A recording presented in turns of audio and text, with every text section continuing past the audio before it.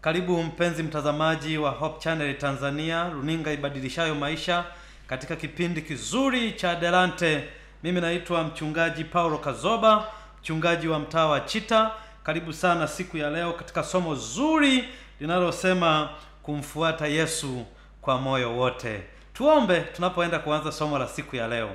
Baba yetu na rafiki yetu uliye mwema, tunakushukuru sana kwa kuwa pamoja nasi na kutuongoza na kutulinda na kutupatia afya njema siku ya leo. Tunapohitaji kujifunza neno lako, tunaalika uwepo wako uwe pamoja nasi tangu mwanzo mpaka mwisho, katika jina la Yesu aliye hai. Amina. Karibu sana katika siku ya leo katika somo zuri linalosema kumfuata Yesu kwa moyo wote. Katika kitabu cha Mathayo sura ya 4 aya ya 19, Biblia takatifu inasema, akawaambia, nifuateni nami nitawafanya kuwa wavuvi wa watu. Narudia, Biblia inasema Mathayo 4:19, akawaambia, nifuateni nami nitawafanya kuwa wavuvi wa watu. Sasa somo la leo linasema kumfuata Yesu kwa moyo wote. Nini maana ya kumfuata? Nini maana ya kumfuata Yesu? Kumfuata Yesu ni kumcha. Kumfuata Yesu ni kushika maagizo yake. Kumfuata Yesu ni kuisikia sauti yake. Kumfuata Yesu ni kumtumikia. Kumfuata Yesu ni kushikamana naye katika maisha yote. Ni kuandamana naye mahali popote. Akupitishe kwenye njia ya miiba, utaambatana naye. Akupitishe katika mabonde, utaambatana naye. Akupitishe milimani, utaambatana naye. Ni kuambatana naye katika maisha yako yote. Kumfuata Yesu. Iko mifano ya watu ambao walimfuata Yesu katika maisha yao. Katika kitabu cha Kumbukumbu la Torati sura ya 1 aya ya 35 na 36, Biblia takatifu inasema, hakika yangu hapana mmoja miongoni mwa watu hawa wa kizazi hiki kibaya atakayeiona nchi hiyo nzuri niliyowapia baba zenu kuwapa, ndio, isipokuwa Kalebu mwana wa Yefune. Huyo ataiona. Kwa nini ataiona Kalebu? Nami nitampa yeye na watoto wake nchi hiyo aliyoikanyaga, kwa kuwa ndio amemfuata Bwana kwa kila neno. Kalebu amemfuata Bwana. Lakini kwenye Kiswahili cha kisasa anasema, kwenye Kiswahili cha kisasa fungu la 35 anasema, hakuna hata mmoja wenu katika kizazi hiki kiovu atakayeingia katika nchi ile nzuri, ndio, niliyoahidi kuwapa wazee wenu. Fungu la 36, Kalebu mwana wa Yefune ndiye tu atakayeiona. Nami ndio nitampatia nchi hiyo, ndio, aliyoikanyaga, iwe yake yeye na wazawa wake, kwa kuwa amekuwa mwaminifu kabisa kwangu. Yani Kalebu mwana wa Yefune amekuwa mwaminifu katika kunifuata. Amekuwa mwaminifu katika kuniandama. Nitampa hiyo nchi. Lakini mtu mwingine ni nani? Katika kitabu cha Yoshua sura ya 14 aya ya 7 hadi aya ya 9, Biblia takatifu inasema, mimi nilikuwa mtu wa miaka 40 umri wangu hapo Musa mtumishi wa Bwana aliponituma niende kutoka Kadesh Barnea ili kuipeleleza hiyo nchi, ndio, nami nilimletea habari tena kama ilivyokuwa ndani ya moyo wangu. Lakini huyo anayeeleza ni Yoshua. Lakini wale ndugu zangu waliokwea kwenda pamoja nami waliyeyusha mioyo ya watu, ndio, ila mimi Yoshua nilimfuata Bwana Mungu wangu kwa utimilifu. Kisha Mungu akaniapia siku hiyo, akasema, hakika hiyo nchi ambayo miguu yako imekanyaga itakuwa urithi kwako wewe na kwa watoto wako milele, kwa sababu wewe umemfuata Bwana. Kumbuka somo la leo linasema kumfuata Bwana, kumfuata Yesu kwa moyo wote. Umemfuata Bwana Mungu wako kwa utimilifu, kwa moyo wote umemfuata Bwana. Sasa unaweza ukataka kuniuliza, mchungaji, unataka kumaanisha nini? Kwani Caleb na Yoshua ilikuwaje mpaka Bwana awaambie hivyo, ya kwamba kwa sababu mmenifuata wewe Caleb pamoja na Yoshua mtaingia Kanaani? Kwa nini Mungu azungumza hivyo? Kwa nini Mungu azungumza hivyo? Unajua, tunafahamu vizuri kuhusiana na kisa cha wale wapelelezi 12. Mungu alimpatia maelekezo Musa kuchagua katika kila kabila mtu mmoja, makabila 12, wapatikane watu 12 watakaoenda kuipeleleza nchi ya Kanaani kama ambavyo Waisraeli walikuwa wametamani.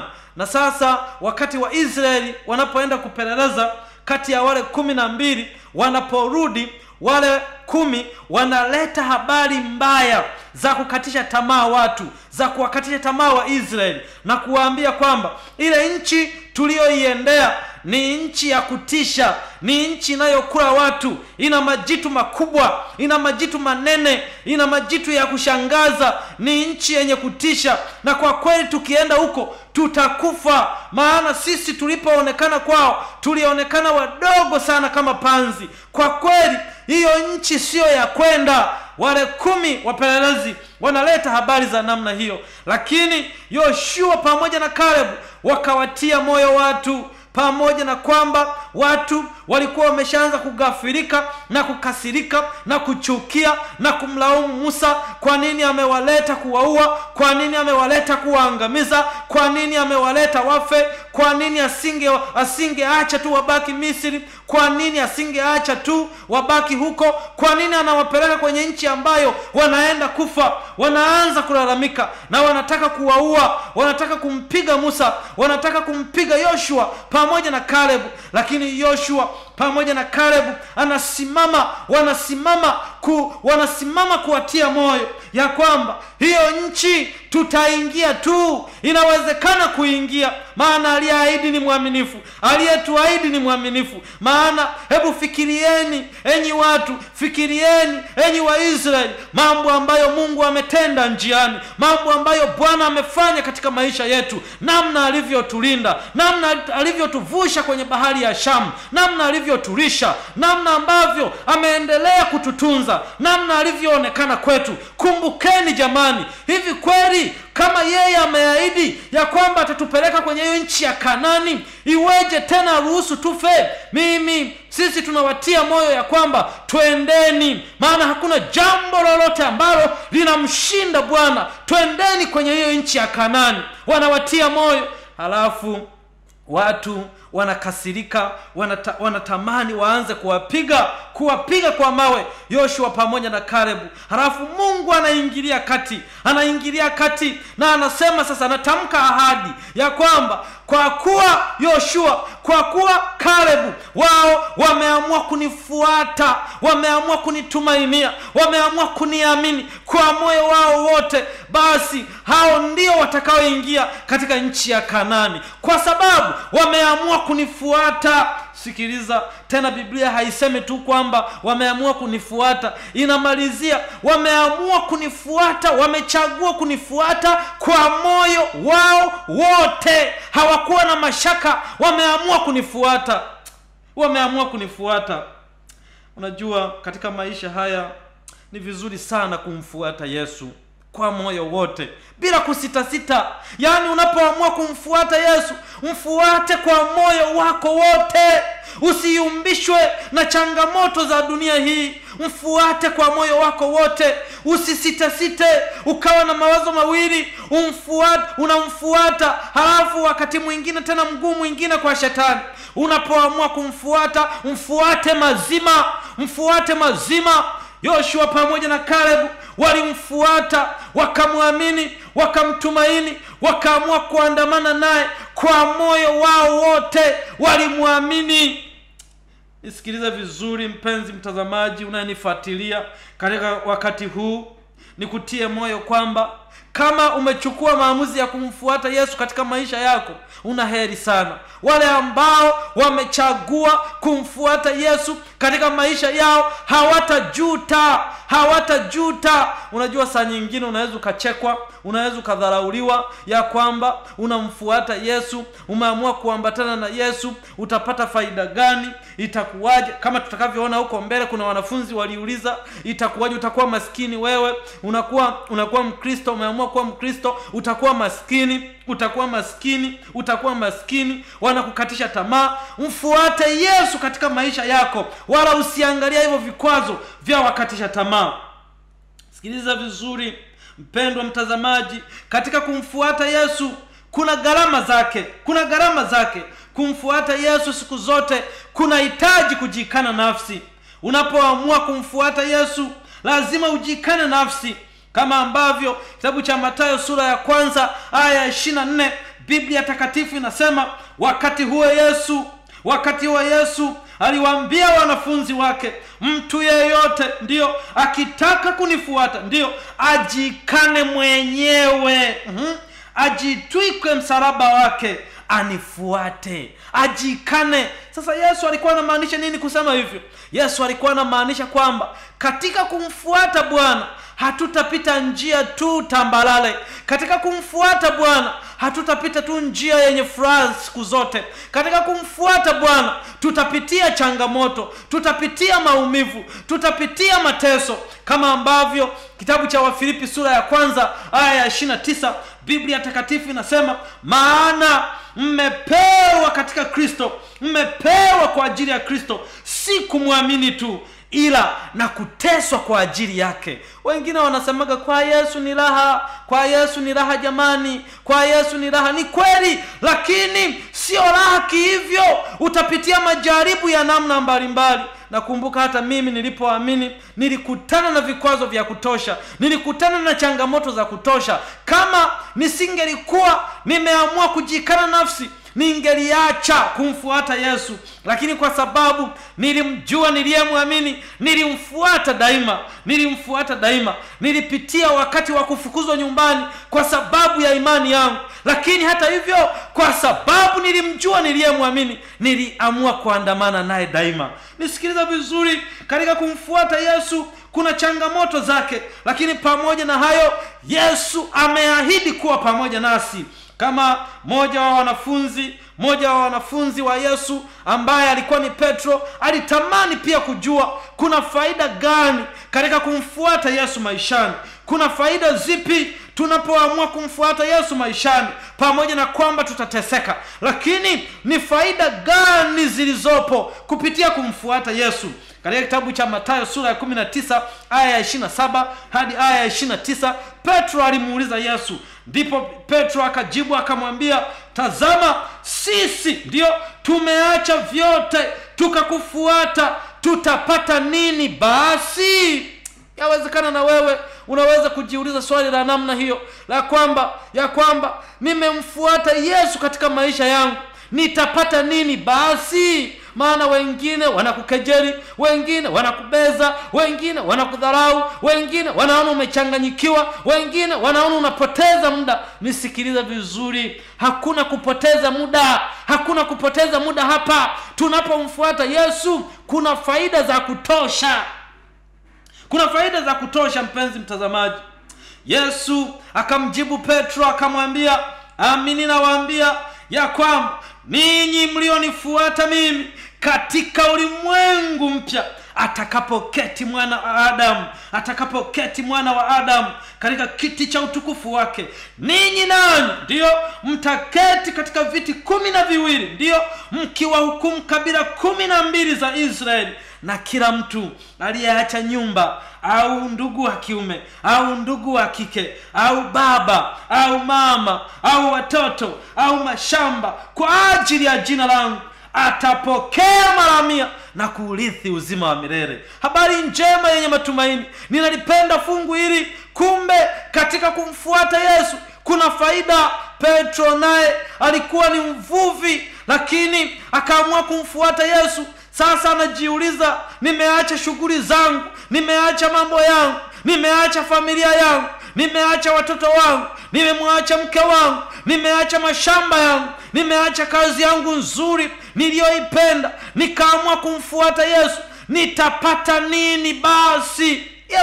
Petro anamuuliza Yesu, Bwana mkubwa, tunaomba utuambie, sisi tumeamua kuacha mambo yetu, tukaamua kuchukua muda kuambatana na wewe, tutapata nini basi?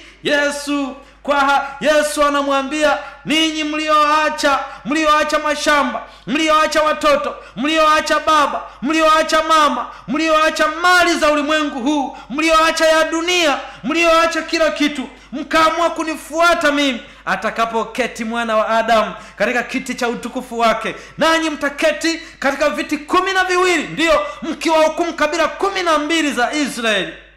Ninampenda Yesu, na anasema tutapokea mara 100 ya hapa duniani na kuulisi uzima wa milele. Faida za kumfuata Yesu ni zipi? Petro aliuliza na Yesu akamjibu, lakini ziko faida nyingine nyingi za kumfuata Yesu maishani. Faida namba 2 ya kumfuata Yesu maishani: tunapomfuata Yesu maishani, tunaponywa magonjwa yetu ya kimwili na ya kiroho. Tunaponywa, mpenzi mtazamaji, magonjwa yote ulionayo, ikiwa ni ya kiroho, ikiwa kuna udhaifu fulani, ikiwa kuna shida fulani, ikiwa kuna dhambi fulani iliyokuelemea katika maisha yako, unajaribu kupambana kuiacha lakini inashindikana, unajaribu kupambana kuiacha lakini inashindikana. Utakapoamua kumfuata Yesu katika maisha yako, atakupatia uponyaji wa dhambi yako hiyo, atakupatia uponyaji wa kiroho, atakupatia nguvu. Lakini pia kama tuna magonjwa ya kimwili ambayo yametusumbua, Yesu ni bingwa wa magonjwa yote, maana hata alipokuwa hapa duniani aliponya magonjwa mbalimbali. Yesu ni bingwa wa uponyaji wa magonjwa mbalimbali, kama inavyoonekana katika kitabu cha Mathayo sura ya 4 aya ya 23.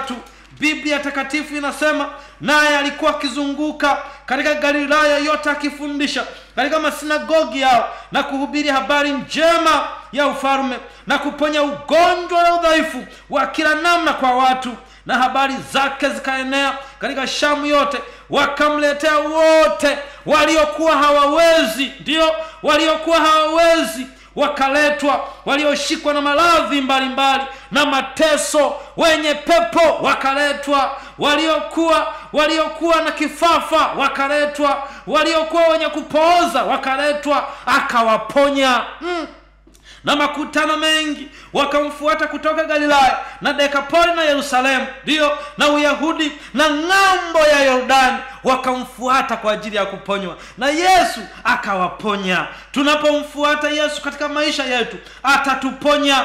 Mathayo 12 aya 15, Biblia takatifu inasema, naye Yesu hali akifahamu hayo akaondoka huko, na watu wengi ndio wakamfuata, akawaponya wote. Yesu akawaponya wote wanaomfuata, anaponya magonjwa yao, anaponya udhaifu wao. Hata kama wamekata tamaa, Yesu atawaponya. Hata kama wamevunjika moyo, Yesu atawaponya. Lakini katika kitabu cha Mathayo sura ya 19 aya ya 2, Biblia takatifu inasema, ikawa Yesu alipomaliza maneno hayo, akatoka Galilaya akafika mipaka ya Uyahudi ng'ambo ya Yordani. Makutano mengi wakamfuata, akawaponya huko. Makutano mengi wakamfuata, akawaponya huko. Tunapomfuata Yesu maishani, ataponya magonjwa na udhaifu tulio nao. Lakini faida ya pili ya kumfuata Yesu maishani, atatufanya kuwa wavuvi wa watu,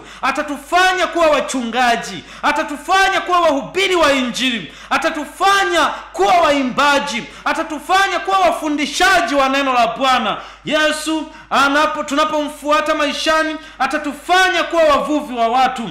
Katika Mathayo sura ya 4 aya ya 19, Biblia takatifu inasema katika Mathayo sura ya 4 aya ya 19, akawaambia, nifuateni nami nitawafanya kuwa wavuvi wa watu.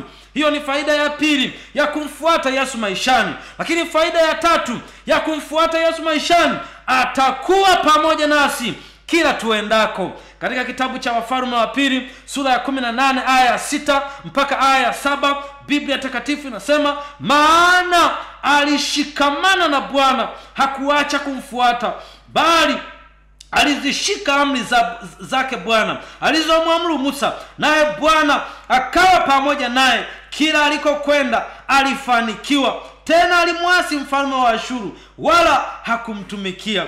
Kwa hiyo kila tutakapokwenda, Bwana atakuwa pamoja nasi, maana tumeamua kumfuata.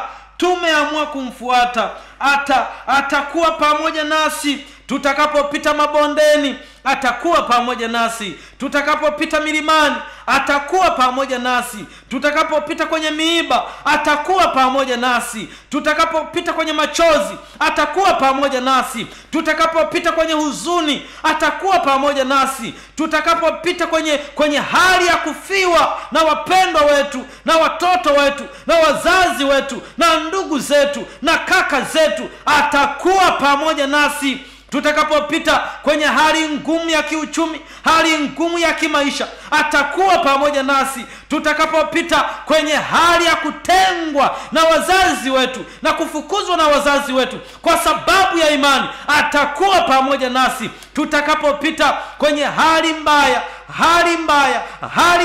ya kifamilia, changamoto za kifamilia, atakuwa pamoja nasi tutakapopita kwenye hali ya kukosa ajira, atakuwa pamoja nasi tutakapopitia kwenye hali ya kufukuzwa kazi, atakuwa pamoja nasi tutakapopitia kwenye hali ya kudharauliwa, atakuwa pamoja nasi tutakapopita kwenye hali ya kubezwa na kuonwa hatufai, atakuwa pamoja nasi. Ameahidi kuwa pamoja nasi tutakapokuwa waaminifu kumfuata na kuambatana naye daima. Ninampenda sana Bwana, maana ameahidi kuwa pamoja nasi, ameahidi kuwa pamoja nawe, ameahidi kuwa pamoja na mke wako, ameahidi kuwa pamoja na mme wako, ameahidi kuwa pamoja na watoto wako, ameahidi kuwa pamoja na ndugu zako. Mungu ni mwaminifu. Ikiwa tutaamua kumfuata, ameahidi kuwa pamoja nasi kila tuendako. Ameahidi kuwa pamoja nasi kila tuendako. Katika kitabu cha Kumbukumbu la Torati sura ya 13 aya ya 4, Biblia takatifu inasema, tembeeni kwa kumfuata Bwana Mungu wenu, mcheni na kushika maagizo yake na kuisikia sauti yake, nanyi mtumikieni na kushikamana naye.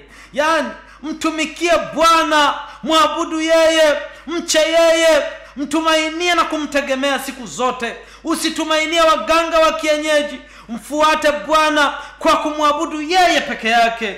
Ambatana naye siku zote, andamana naye siku zote, kama alivyofanya Yoshua pamoja na Kalebu. Katika maisha yangu mimi nitaambatana na Bwana, na hata hivyo nimemuahidi kabisa kwamba Bwana wangu anisaidie, nitaambatana naye katika maisha yote. Ikiwa ni kifo, nitaambatana naye. Ikiwa ni kupigwa, nitaambatana naye. Ikiwa ni kufukuzwa kazi, nitaambatana naye. Ikiwa ni katika hali ngumu ya maisha, nitaambatana naye. Ikiwa ni katika kila hali, nitaambatana naye.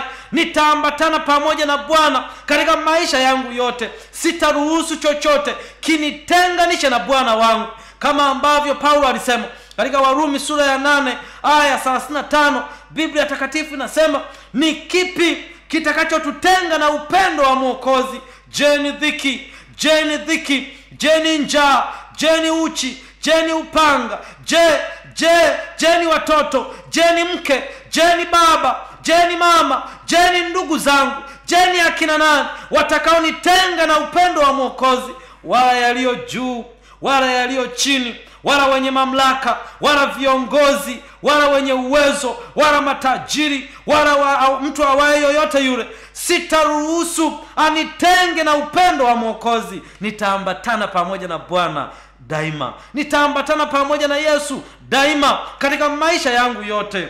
ambatana pamoja na Bwana katika maisha yako. Yawezekana unapitia changamoto fulani katika maisha yako ambazo zinakufanya usiambatane pamoja na Bwana, ambazo zinakufanya usimfuate Bwana katika maisha yako. Huenda unakatishwa tamaa, huenda ni baba yako anakukatisha tamaa, huenda ni mama yako anakukatisha tamaa, huenda ni mke wako anakukatisha tamaa, huenda ni washiriki wenzio wanakukatisha tamaa, huenda ni watu wako wa karibu wanakukatisha tamaa.